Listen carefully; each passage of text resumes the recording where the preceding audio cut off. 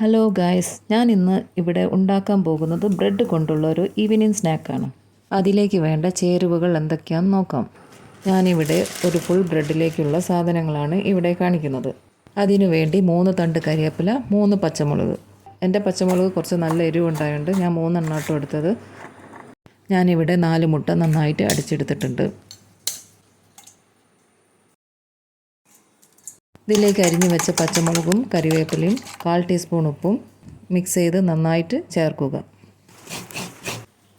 ഞാനിവിടെ അരമുറിയിൽ കൂടുതൽ തേങ്ങ ചിരവിയത് എടുത്തിട്ടുണ്ട്. തേങ്ങ ചിരവിയത് നമുക്ക് തേങ്ങാപ്പാലാക്കാം.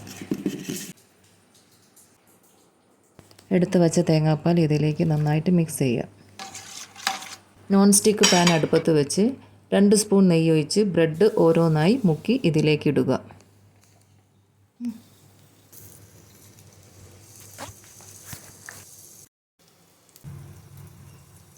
കുറച്ച് നെയ്യ് ഓരോ ബ്രെഡിൻ്റെ മുകളിൽ ഒഴിച്ചു കൊടുക്കുക. തീ ഹൈ ഫ്ലെയിമിൽ നിന്ന് കുറച്ച് കുറയ്ക്കണം. ബ്രെഡ് വെന്ത് തുടങ്ങിയിട്ടുണ്ട്. ഓരോന്നായി മറിച്ചിടുക.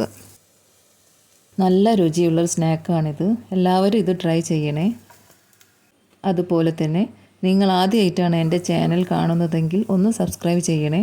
കൂടെ തന്നെ ലൈക്കും ഷെയറും ചെയ്യാൻ മറക്കല്ലേ. വീണ്ടും ഞാൻ പുതിയൊരു റെസിപ്പിയായിട്ട് വരുന്നതാണ്.